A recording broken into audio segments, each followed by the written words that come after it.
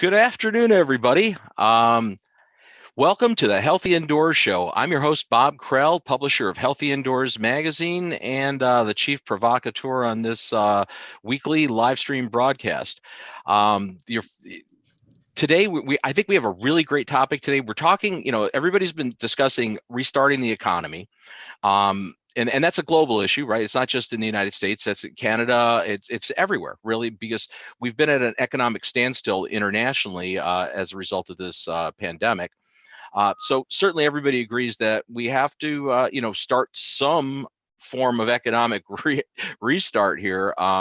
Lest we stay in this perilous financial situation, but we have to do it in a reasonable fashion so that we also don't relaunch this pandemic, to grander and uglier scales. So with us today is Graham Dick.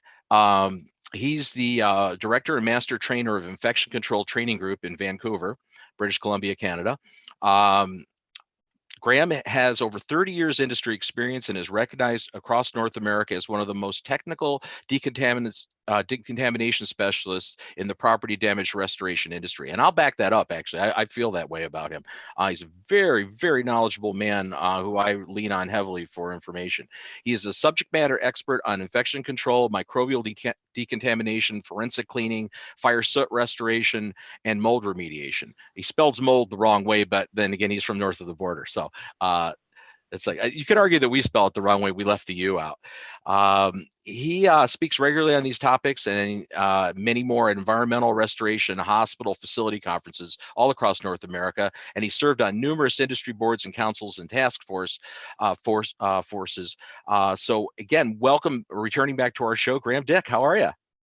Hey, great to be here today, Bob, and thank you very much for the opportunity. So I'm really excited to have you back. So many of you, if you've checked out the latest digital edition of Healthy Indoors magazine, Graham has written the cover story for us. And the story is reopening the economy, the missing link. And what we're going to talk about today is, some of the points that he brought up in this very, very forward-thinking article of some of the key components I think we need to be looking at as we attempt to restart things. But first, I guess some of you may have noticed that our wingman slash co-pilot seems to be absent. So the first picture I have to put up here is the question, of course, is where's Joe this week?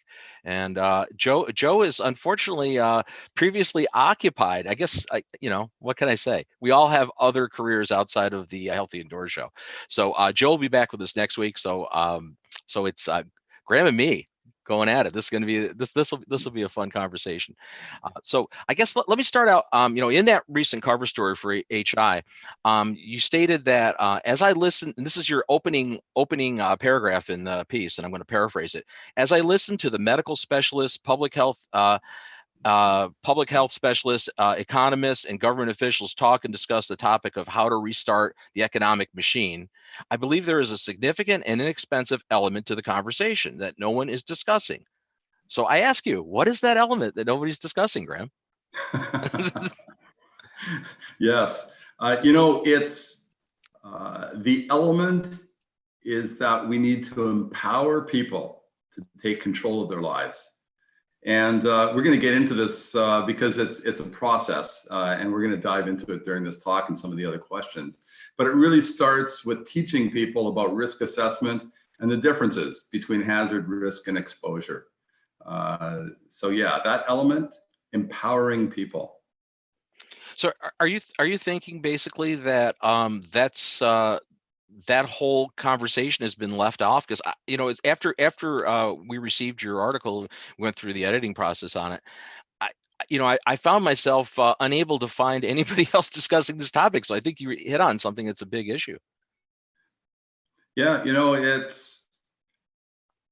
it comes from, I guess I've always been someone that kicks against rules, and as I maybe got a little bit more mature, I started to understand why rules bug me, and why rules tend to bug people in general, and why society then develops the way it does in its reactions to rules. And I think we're seeing that right now during this pandemic in so many ways that this is playing out. And so yeah, this is I mean, you hit that as a point. You hit that as a point in your article.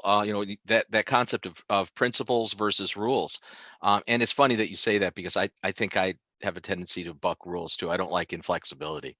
So which approach makes the most sense in the wake of this? Well, because of the way government exists in society and in culture globally and historically, initially rules are needed because that's just how society operates, and it is truly the most effective means to control the masses behavior in the short term. But then it's so important that you train people in the applicable principles, and you use the teachable moments that present themselves daily to train them on how to apply those principles. Because if you can never have enough rules, because for every rule you make, there's going to be a set of circumstances, a set of variables that don't apply specifically to that rule. And so then that rule becomes either too much or too little. And then people go, well, if that rule doesn't apply to me because it doesn't fit this little box of variables. And without them understanding the principles behind the rule, why that rule is important, what purpose that rule is supposed to serve or was designed to serve, then they're unable to go, okay, well, with this new twist, the principle is this, and therefore, if I do something this way, I'm still following the principle. It doesn't look like the rule, but I'm following the principle. And that's, at the end of the day, what was intended. And I guess you would have to acknowledge that rules are somewhat by nature inflexible, right? I mean, they're prescriptive. They're very, for the most part, they are inflexible. They're very directive. And yeah, I mean, could you ever write enough rules to cover an indoor environmental issue? Exactly. I mean, rules begat rules, and it's ad nauseum. I mean, that's where the legal system has gone, and most religious systems. I mean, take the way some people look at the Bible as an example, and you've got 66 books of rules if you listen to some people. And then from a standpoint of principles, you get back to, Jesus said, love God, love your neighbor as yourself. There you go.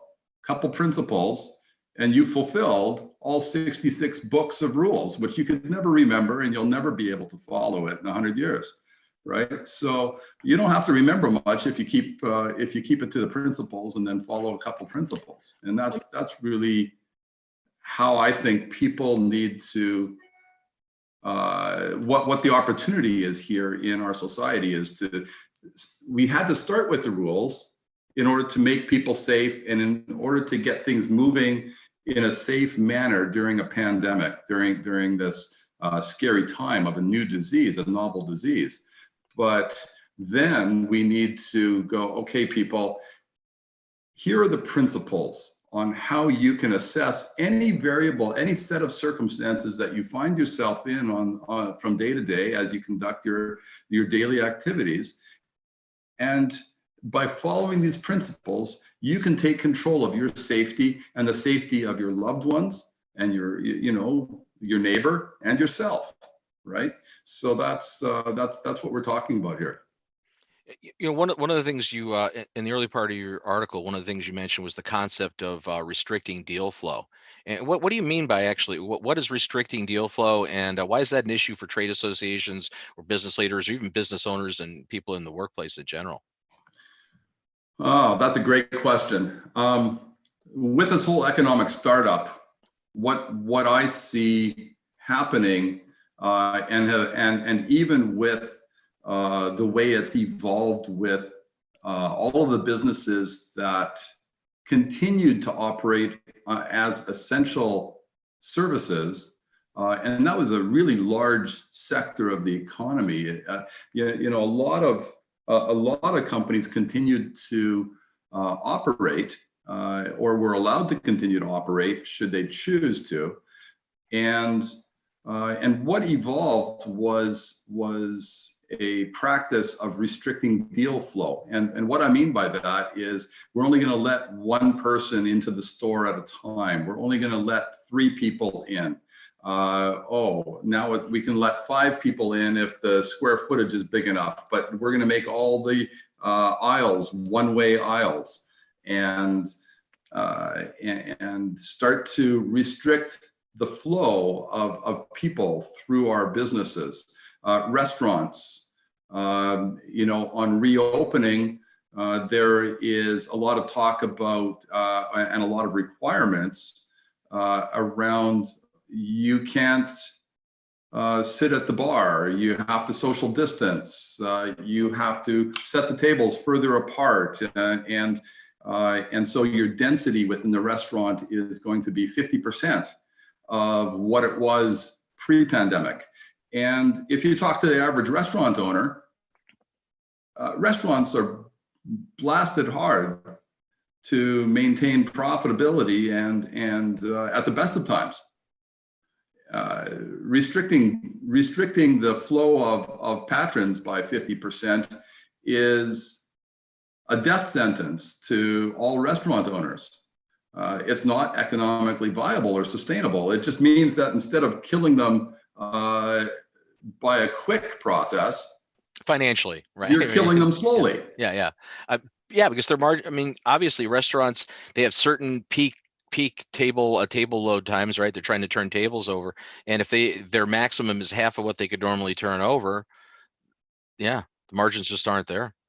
Right. Or take any retail outlet. You have periods and times where the density is greater, but that's you make hay when it sun shines. And if all of a sudden during those peak flow periods, the store is restricted to only allowing a few people in, well, most people are not going to, with non-essential goods and services, most people are not going to stand in a line. And as a result, I think a lot of the purchasing that's gone online is going to stay online, because even though, I'd love to support my local business, I'm not going to stand in a line for 45 minutes. A friend of mine went to the store the other day, stood in the line for 45 minutes to get in, and then got home, realized that she'd made some mistake and needed to return the item. It was like, oh my gosh, now he's got to go stand in line for another 45 minutes to return the item. That's going to affect the sustainability and viability of businesses if they restrict access that way. And so I think trade associations and business leaders, what they've done is they've created work plans for their members that are just frankly unworkable, at significant operational costs, and make profitable operation almost impossible without breaking rules. And so, what's the average business owner going to do? They're going to break the frickin' rules because they need to feed their families. They need to survive. They need to pay their rent. Right. And if business owners that are rule bound, remember we were talking about rules a couple minutes ago, and you force them to break the rules to survive, then they don't know which rules are important and which ones aren't. And so, and you're saying if they don't have an understanding of the underlying principles of what these rules are predicated on. Exactly. And because they don't have any control over it, it's a rule that's forced on them without them really understanding the intent or the principle or the science perhaps behind the rule. They feel out of control. And that just increases their stress, that increases their anxiety, it increases their feeling of the government's out to get them. And you have all this crazy conspiracy crap going on, and it's part of that. People don't understand. They get rules shoved down their throat. They don't understand why these rules are there to benefit them or what the intention is. And some of them are good and some of them are not. Mm. Some of them are adequate and some of them are excessive. And without understanding the whys, without understanding the principles, common sense dictates that some of them are excessive. And so people with even a little bit of common sense start to break some of the rules. And once you get onto that slippery slope, then there's nothing stopping that from picking up speed. And that's what we're seeing in society. Yeah, I mean, there definitely seems to be, for the most part, some sort of a rebellion. I'm seeing it a lot on social media. A lot of people are really up in arms over all this stuff.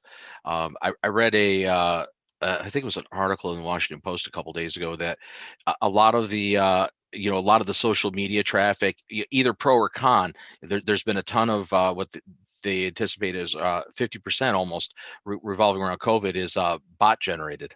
They believe. Mm-hmm. So I mean, so there's certainly groups / countries / whatever, accuse who you want of that. But if there's a lot of bot generated traffic, it's to sow discord. I mean, there's no question about it. Either side. I'm not even taking a political side here. I'm just saying, if you put a bunch of stuff on both sides, you can inflame both sides of a topic pretty quickly. And there seems to be a lot of that going on. A lot of it, I'm not even going to say that we have really good guidance to begin with, but there seems to be an awful lot of social media buzz that just seems just misguided, from my perspective. And so I guess I totally agree with your principles versus rules assessment here, because inflexible rules don't work in a dynamic situation very well. They just don't. So what's your suggestion as the alternative to that? I know we're going to get into some drill down into some of these points, but from a 10,000 foot view, how could we be doing this better? Yeah, to get it out, I think that the media, if they had a 5-minute, even a 2 to 3 minute, well put together piece that was constantly changing, that addressed some of these topics and started to take examples that are current within the media and go, okay, take for example, we saw this video clip of this person wearing a mask in the park. Did you notice that the mask wasn't being worn correctly? This is why it wasn't correct. And that actually doesn't help the person, and it doesn't help the people around them when they're not wearing a mask correctly. And make it a teachable moment. Mm-hmm. There's so many opportunities with pictures and video that are already blasting in the media 24/7. And we could take those examples and go, okay, here, see this person? They're actually, did you notice how when they walked up to the person on the street and they wanted to have a conversation, they took a step back and started talking to each other? That's what social distancing looks like. As opposed to, it's about how, before we had our personal space, and if someone gets into your personal space, you would naturally back up. Well, now our personal space just expanded. Well, but that, you're raising a really good point here. Making things teachable moments instead of scolding people. Because it really it's right. I mean, it's stick and carrot almost. The comparison of a stick or carrot approach. If you actually teach people and show them reasons why they should modify behavior and why it's in your best interest and everybody's best interest to do things, I think more people would be accepting of that. Exactly, instead of rebelling against it, and that's, I guess, what I was trying to get to is that when we just get rules shoved down our throats, then we tend to rebel against the rules. But when we understand what the purpose is and what the benefit is and the why behind the rules, then we feel more in control with that understanding, and then we can make decisions based on our own morality and ethics to again keep our neighbor and ourselves safer. I mean, are you comfortable though that you know, that sounds good, and in theory, I totally agree with you here, but you do agree there has to be some rules, right? Because you're laboring under the pretense that everybody's going to operate in everybody else's best interest in the society, which, you know, traditionally we haven't shown that as humans, that's always the way we operate. I mean, you know, right? Are we not? Are you not? You know, does that principle, you know, working principally based only, you know, without Right. some sort If of I a can tell the regulatory anecdote nature? too. Yeah. Okay. You know what, Bob? I mean, yeah, if I was saying that this is the only only principles is the answer, then I think I would be rather pie in the sky Pollyanna. But remember when a few minutes ago I said it starts with rules. Rules are the most effective for controlling behavior in the short term.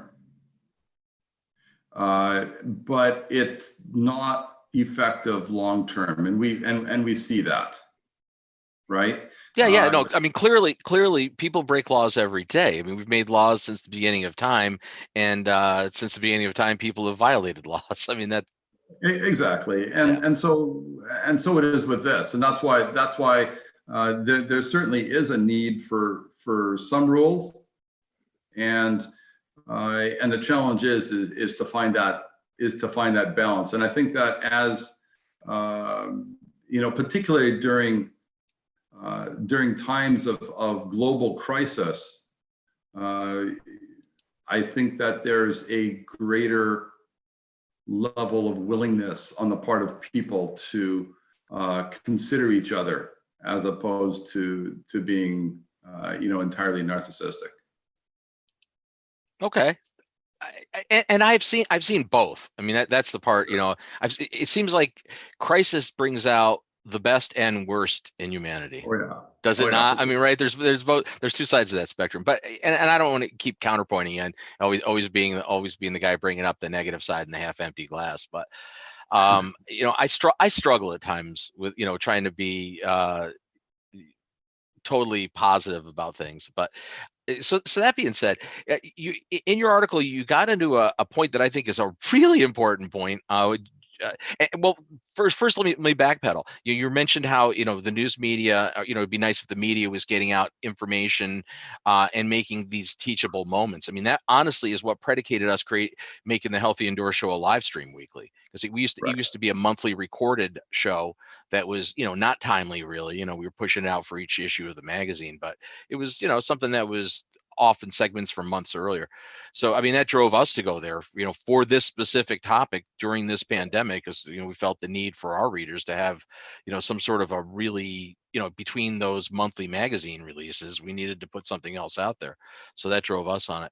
But you mentioned the concept of risk assessment and differentiating the difference, you know, differentiating the difference. That was a little redundant. Differentiating between hazards and risks. And can you elaborate on that? Because I think that's a really important point. Mm, yeah, sure. Yeah, we don't tend to get a lot of training, you know, growing up in school, through the school system or post-secondary on risk assessment, even though it's one of those fundamental core dynamics that plays through everything that we do every day. Every decision that we make relates back to our risk management and what are the pros and cons, what's the benefit versus the cost of a decision. And risk assessment is taking that cost benefit analysis to safety. And we do that. In kindergarten, it's like stop, look, and listen. When you get to the crosswalk, cross at a crosswalk. But even so, stop, look, and listen. Look both directions. Make sure that there's no cars coming towards the crosswalk and that they're slowing down before you step in front of them. And so it is with risk assessment. And people often don't understand the difference between hazard and risk and exposure. And so hazard in this conversation is the disease, COVID-19. We don't want to catch COVID-19. That's the hazard. Risk is what are the odds? What's the chances that you're going to come in contact with SARS-CoV-2, the virus, and if you do come in contact with it, what are the odds that you will become infected with the disease? So that's the difference between hazard versus risk. Hazard is the disease. Risk is what are the odds that you're going to come in contact with it, A, and B, what are the odds that you will be infected through that contact? And that's where exposure analysis comes in. Because, for example, you can roll around in SARS-CoV-2 and have it all over your body, but your skin is a wonderful barrier. And so even though you, came in contact with it, you still are not going to become infected unless it gets inside your body. So, do you have any cuts or wounds? You don't want it to get into your blood. What about your mouth and nose primarily? Eyes secondarily, because it's a very thin mucous membrane, but primarily into your mouth and nose. And so as you can get it all over your hands, you can touch stuff that's contaminated all day long, and as long as it doesn't get inside your body, you're not going to become infected. The risk is still very, very low. And then you wash your hands and you get on with life. But if someone, if you're coming in contact with aerosol transmission, droplets, aerosolized droplets, the airborne transmission is the primary cause of becoming infected with COVID-19. And so that's the greater risk. And that's what we've seen coming out of CDC and every other resource that we watch. And there's more than a subtle distinction here too. Just because a surface potentially has a viable virus particle on it for X number of hours after the point, what is the real risk there necessarily? Yeah. And I don't think we've really delved into that. Even the research that I've seen come out where it shows the amount of hours of viability still don't necessarily delineate what is the risk of you contracting COVID-19 from exposure to that SARS-CoV-2 there on that surface. I'll give you a good example of that. I had to drop off a check in an envelope at the city hall this week to pay for a particular fee, and and they told me that we have a policy right now during COVID that we will not open the envelope for 72 hours to process it, which means that my project that needs to be signed off is stuck for another 3 days. That's what I'm talking about in terms of restricted deal flow. That's not sustainable. And then you look at the risk. Okay, on paper, all the studies show that the virus particle is inactive within 2 to 3 hours. That's one factor. The other factor is if the person opening the mail in the morning was to open all the mail and then wash their hands and follow a safe work procedure, really, is there any risk? And and probably by the time that, even if they stuck it in the box and left it there for double the time, for 4 or 5 hours, they could still process all the paper the same day. Well, yeah, and just that 72, yeah, it just doesn't seem necessarily reasonable. I would say, and this is a conversation I've had in my house, when we first started receiving packages, from Amazon or whatever, like, what do you do with them? Should we be spraying them down with, a quad ammonic, spray before we bring them in the house? And honestly, no, I don't feel that way. My I got down to the point where, we would just let stuff sit for a few hours and, out in the foyer outside of the, basically outside of our living space, and then go out there, decarton items, recycle the cartons like we normally would, and then go wash your hands. I mean, is that not a more, reasonable approach? Yeah, I'm not going to lick my fingers after touching that pack from Amazon. Because, I don't really know how long this particle is active and it could cause a problem, because I don't think we really have all those parameters even figured out, do we? Well, cardboard is double the length of time of paper, and so we might want to give that a little bit more "quote unquote" resting time. Another thing that we haven't talked about is the half-life of the virus, and and we're told that the half-life is 4 to 6 hours. And so CDC has stated that time is an engineering control, that if you can wait before going into a known contaminated site, that just that time factor reduces risk. So if there was 1 million particles of virus in that cough by a infected person, and it sprayed all over the surfaces that were in proximal to that person when they coughed or sneezed, and so you're starting with 1 million at that point.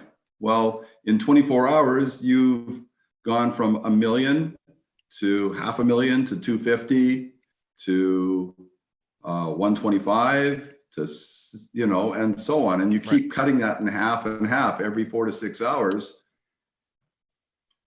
Within 24 hours, you've 90% of the virus is inactivated. Isn't some of that based on surfaces? Depending on the surfaces. Yeah, it depends on the surface, right? Because there's certain surfaces that have a longer. That can impact it as well.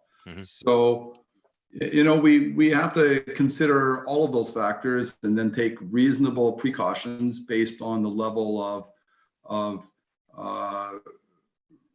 risk that there is. So, you have a cardboard, you have the contents go into a box at the Amazon fulfillment facility. Let's even say that it was contaminated at point of packing. By the time the contents gets to you, it's quite a few hours. Very little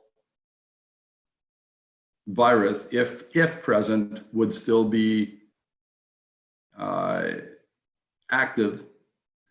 And then consider the outside of the package, the safe work practices of the delivery chain is that they're wearing gloves when they touch the boxes and the parcels, and and they're setting it at the doors. They clean their trucks, they clean their, so there's a pretty decent set of safe work practices that, again, mitigate it and are all buying you time as it comes to your door. So I think by the time something comes to you, and to my knowledge, and correct me if you've heard something, but I haven't heard of anyone getting infected from a delivery from an online purchase.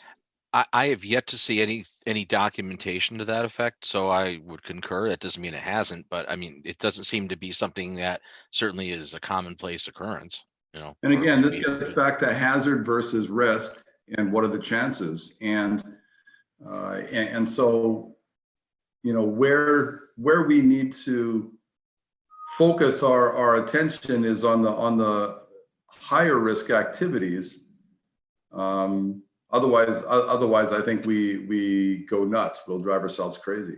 I mean, so that drives me to some of the other missing links that you've alluded to and actually described in your article.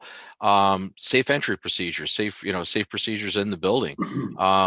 Is there a way to achieve these? We've got so many different business sectors, right? So many different work environments, so many different types of parameters, right? They vary geographically, they vary by business, they vary by the type of clientele. I mean, climate, there's factor upon factor. So how would we implement something like that, or how would that even look?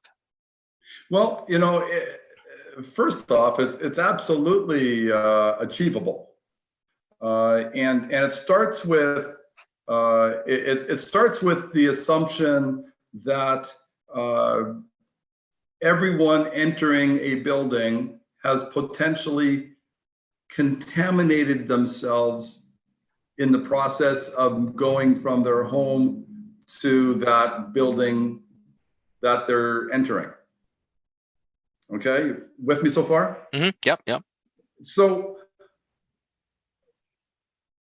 the first priority, in order to create a safer space in all buildings, is to have a safe entry procedure. And that means everyone entering, whether staff, employee, delivery person, or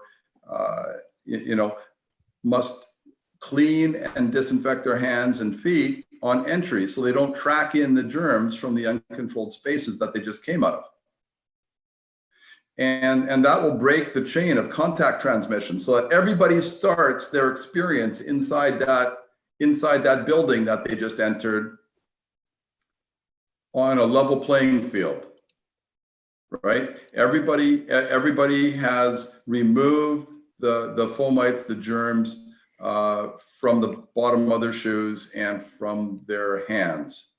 And even if they were asymptomatic, and by asymptomatic, we mean someone that is infected, but at this point isn't showing symptoms, and yet they are viral shedding. Mm-hmm. Which is a lot of that, apparently, in this case. Right. Yeah. So, but that viral shedding only takes place when they speak, cough, laugh, sneeze.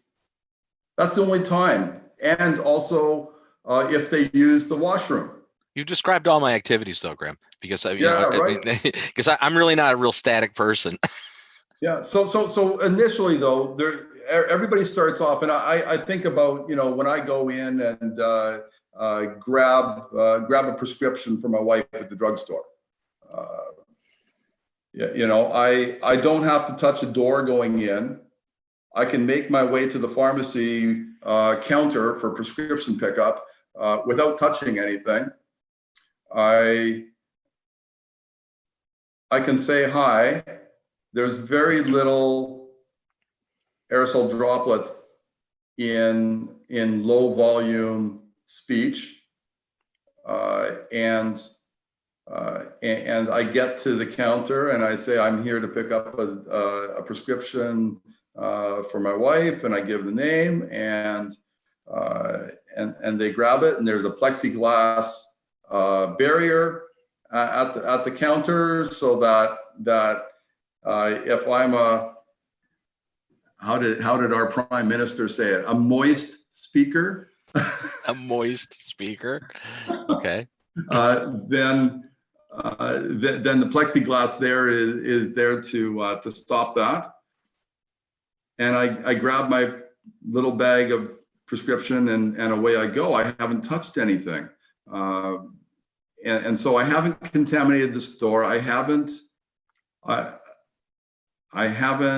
had to, I tapped my credit card if necessary, or I might have touched the point of sale terminal.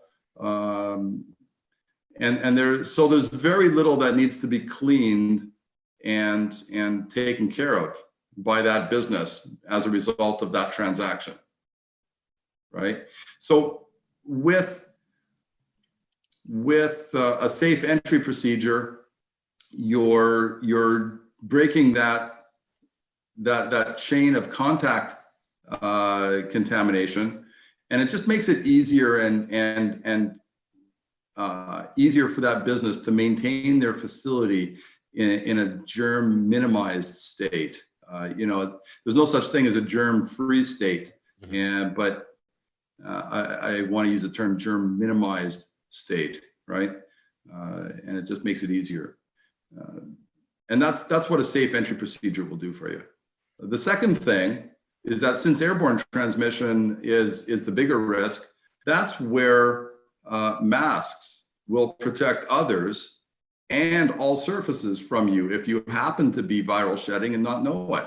So people are getting, this week, the big discussion everywhere seems to be talking about masks again. And I don't know why this is such a hard topic.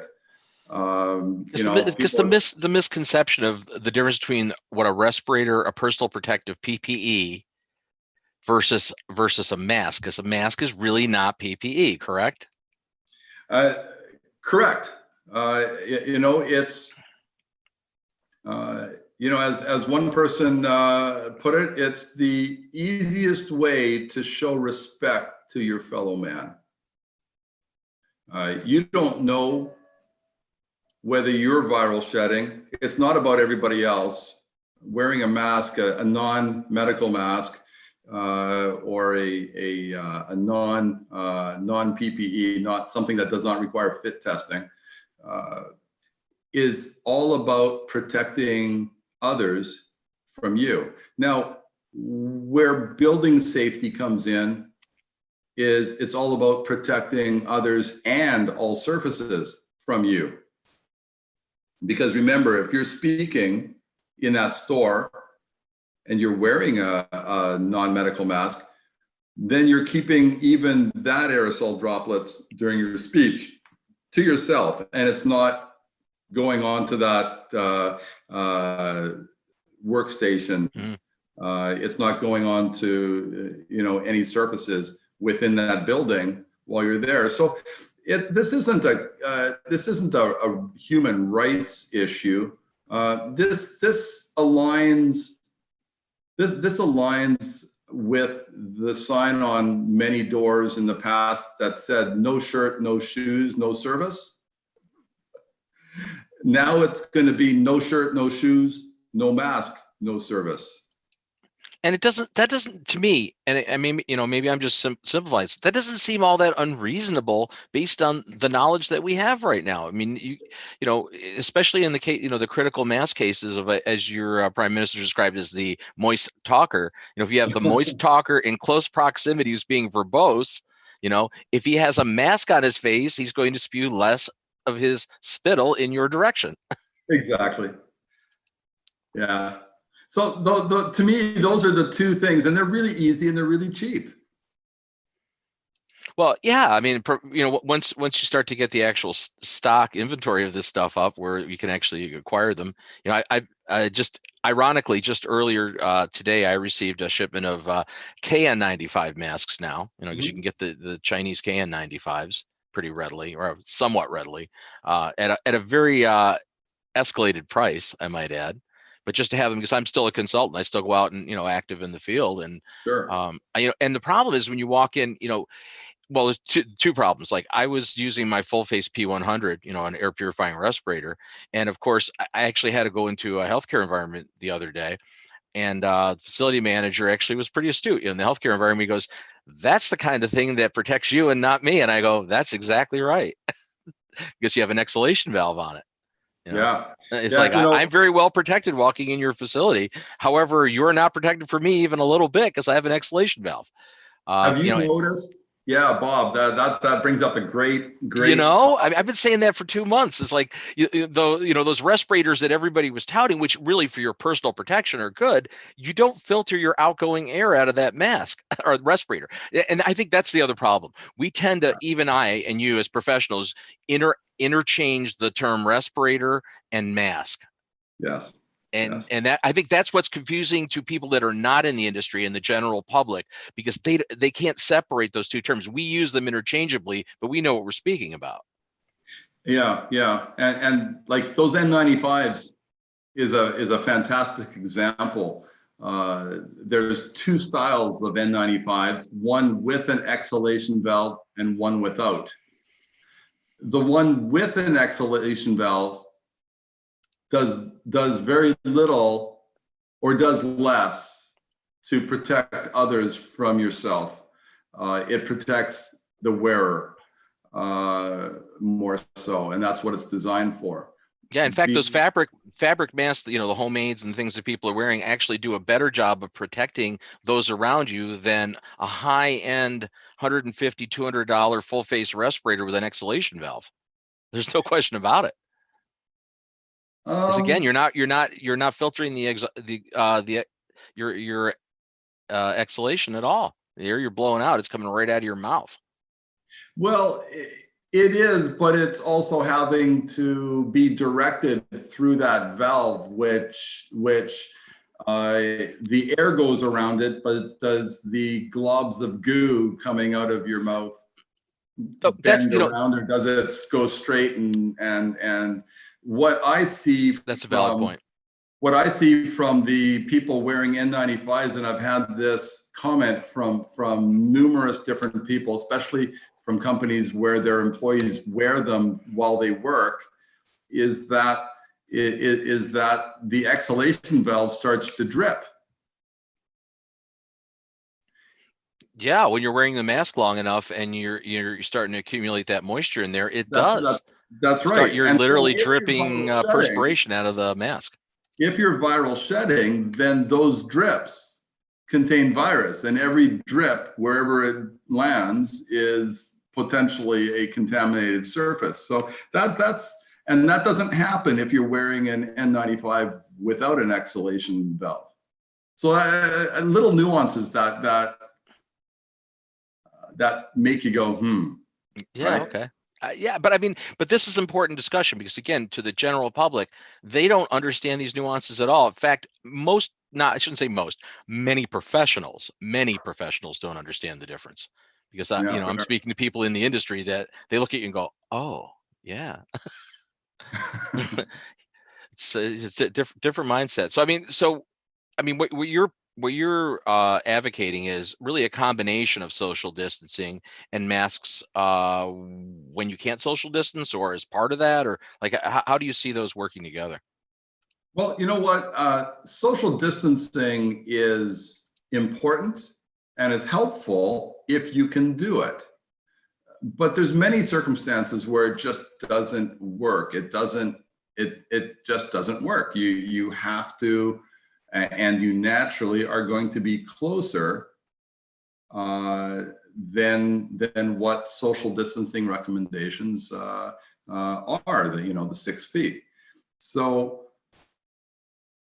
if you can't, then you need a mask. And this goes back to, because inside, a mask isn't just to protect the people, it protects the business from being contaminated by aerosol droplets from the people that are coming in. And that's an important distinction also that I don't think people are talking about, is how do I keep my business safe from everybody that I don't know that comes in to buy stuff from my store? Or, you know, how do I keep them from aerosol droplets on all my racks of clothing that I've got for sale? The only way to do that is wearing a mask, requiring everyone to wear a mask in the store. And now all of my inventory is protected. Right? Yeah, no, I mean, it makes total sense. I've never had an issue with this whole mask thing. It bothers me that, you know, that people have construed it to be some sort of a, you know, a rights issue. You know, it's your right, you know, it's your right not to wear it. Well, is it really? My point to that, Bob, is that I don't hear anyone talking about how the businesses can protect their inventory from contamination and all the surfaces within their building from contamination if people would just wear a mask when they come into your business. I haven't heard that mentioned ever, you know, at least in any you know, dedicated article or a piece. I haven't heard that conversation. Right? It's another one, you know, you've touched on really a bunch of missing links. I mean, I really agree. That's why when you first proposed the article and I took a look at it, I was like, oh yeah. It's like these are topics that for some reason have been you know, distinctly missing from all these conversations that we're having for the past 2.5, 3 months here. Exactly. And you know, Bob, if people wear a mask because social distancing isn't practical or possible, now your restriction of restricting access can go back to normal if everyone wears a mask. So now if the business owner says no shirt, no shoes, no mask, no service, now he can go back to full capacity safely. Yeah, but there's a problem with that. Think about it in the food service business and restaurants. How do you wear a mask and you know, don a mask and eat your enchiladas? I mean, you know, dude, you know what? That's an excellent question. In the food industry. That's the problem that troubles me. The other one is in dentistry. Like, yes. How are you going to get your teeth cleaned and wear a mask? Well, there's certain areas that are complicated. Yeah, and I think that, well, let's take dentistry first. It's always been standard practice that the hygienists and the dentists are wearing a mask when they come to work on you, right? And you're in the dentist chair. Again, if everyone is wearing a mask up until that point that they're sitting in the dentist chair, that's risk reduction. And that protects the waiting room. We don't have to have everybody waiting in their car. They can still come inside if they're wearing a mask. Mm-hmm. And it protects all the surfaces up until that point where it's sitting in a chair. And now they're going to you know, now they got to open their mouth for the hygienist or the dentist. Now, think about all the times you went to the dentist. How much talking do you do when you're in the chair? Well, they always ask you questions after they stick the questions, but generally, you know. Yeah, you know, Novocaine induced speech that, you know, and then they'll ask you a long form question, not a yes or no. That's so right. Tell me about how you're, you know, whatever. So yeah, your talk is very limited when you're in a chair, and again. I think it's about risk reduction and managing risk. And there's no such thing as risk elimination. What's in anything? In almost any circumstance. Right. It's about risk reduction and can we reduce the risk significantly enough where we can create an economically viable environment, right? Restaurants, I'll admit, I'm still having a hard time wrapping my head around restaurants. All of the entry, all of the activity up until the time that you eat, you could wear a mask. And again, risk reduction, you could reduce the risk significantly if you only took your mask off when you're eating. That's true. I mean, because again, it is the amount of time, right? That's the factor that people have talked about. The amount of exposure is relative to the amount of the viral particles and how long you're being exposed to those, right? Because it's the longer you're exposed, the more number of particles you're exposed to. Exactly, exactly. And so again, if again with restaurants, if everyone was wearing, and again, I can't say that I like the idea. I don't like wearing a mask. I'll be the first to admit it. It sucks. But if it means that I can go to my favorite restaurants and have a dining experience where I can eat their food fresh and hot, as opposed to the delivery takeout skip the dishes method that we've been doing. It's a bit soggy. Right? It's not the same. So it's really not. So yeah, I think it, and again, the serving staff and everyone, do I want to be served by a server wearing a mask? Not particularly, but if it means that the restaurant can be open and be serving me, and we can give this restaurant owner at least a hope in hell of staying in business, then that's the least that we can do for them. And I'm willing to put up with a little inconvenience for that. Yeah, no, I totally concur with that.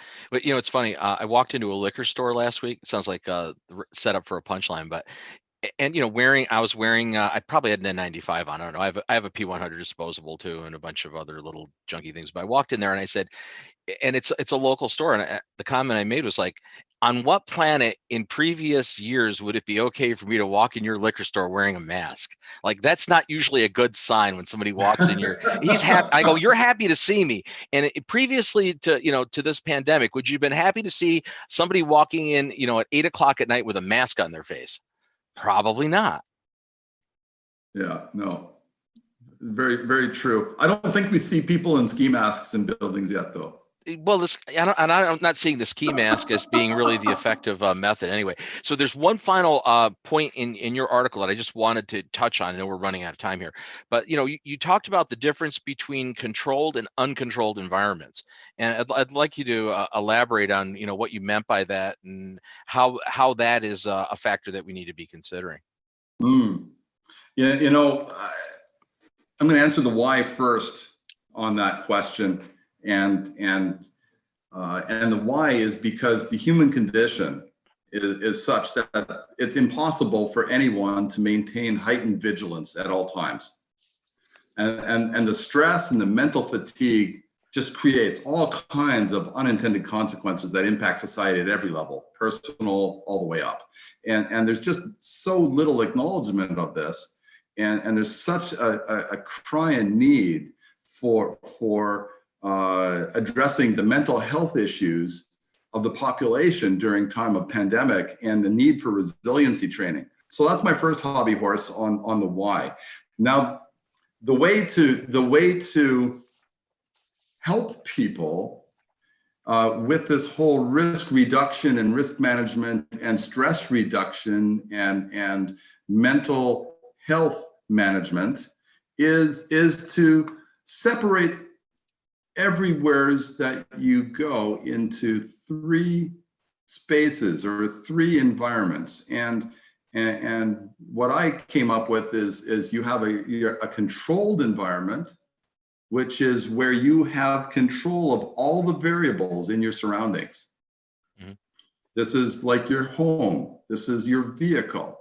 You know everyone that has been in there. You know what cleaning processes have been done to create a safe space. You know whether you have a safe entry procedure and whether everyone follows it when they come in. And so when you are in your safe space, in your controlled environment, you can let down your hair, you can relax, you can live normally without stress and being a germaphobe. Now you leave your safe, controlled environment and you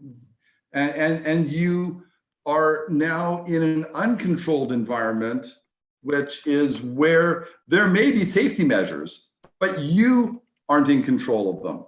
You don't know who is doing what. You have no control over the environment. This might be public transport, taxis, Uber, airlines, outdoors, public restrooms, any building that is not observing effective safe entry procedures. That's an uncontrolled environment. Mm-hmm. And when you don't have control of all the variables, then you need to be vigilant and use these measures in public, in these uncontrolled spaces that help you stay safe, right? So that's the uncontrolled piece. And then in the middle, you have semi-controlled. This is where you can control some, but not all of the variables. And this is when you go to work and you go to the office, you go to your business, you go to your work environment, typically, and your desk, you have complete control of. You don't know who was at the coffee station or at the water cooler last, and what they, whether they touched it and what they did. The cleaning processes that are happening in your office, and the frequency uptake, and what disinfectants are perhaps being used, and so forth. And so you have more knowledge of the control, and there are spaces within that environment that you have greater control. And so you're able to be more relaxed than you are in an uncontrolled space. Not quite as much as when you're home, but it's not a free for all like in an uncontrolled environment. And so those semi-controlled spaces, again, I race motorcycles, and there's a difference between full throttle going at max race speed versus track time, where it's not a race. There's a difference, and I'm not pushing the razor's edge. The level of stress isn't nearly as high, and anything that you can do to reduce your stress level, because you can't sprint all the time. You have to save that sprint for that uncontrolled space. And you got to be able to slow down to a pace that's manageable and sustainable the rest of the time. And so that's really what I'm trying to explain there. Yeah, that's a valid point. We've got one audience question I want to jump to just to get this in here. The question is, do we still need to worry once herd immunity is achieved? And I guess my caveat would be, do we even know that there will be a herd immunity achieved? And but I guess leave it at that. Do we still need to worry about this, dealing with this SARS-CoV-2? Every good answer starts with "that depends." There's so many variables on that, and in terms of levels of worry, that depends. Are you an at-risk population risk group? If you're in the population risk group that's more susceptible, then your level of worry when you're in an uncontrolled environment should be higher than someone who is a lower risk population group. So it really, there's a lot of variables. That's not a simple answer. And herd immunity is exactly what you said. I mean, a virus, at the best of times, a vaccine has not been provided complete immunity to a disease. It provides a heightened percentage. Yeah, typically, the flu vaccines have been 30 to 50% effective in any given year. I don't see that science and medicine is going to produce a vaccine now that is suddenly much more effective than any virus vaccine that they've created in the past. Antibodies, there's some exciting developments in science around creating antibody treatments that will provide resistance, really good resistance, if not immunity, to people that receive it. And that could be a way of initially treating high-risk people in order to give them a less worry when they go out into the uncontrolled environments. That would be, that I think are the two most reasonable scenarios. And the other one that we haven't discussed, which is still out there and needs to be part of the conversation, is just the reality that the virus could run its course and cease to be an issue for the global population in a given time. So, you know, we just don't know, and only time will tell on some of these things. Yeah, I mean, viruses do often devolve right into a non-viable, non-problem. So wow, I mean, just we're out of time now, unfortunately. Graham, this I'm really happy that we had the opportunity to bring you on this week and talk about your cover story from the May digital issue, Healthy Indoors. And again, if you haven't seen that article, let's switch over to it. You can get to it at healthyindoors.com and go to the magazine drop down, if it ever gets to it.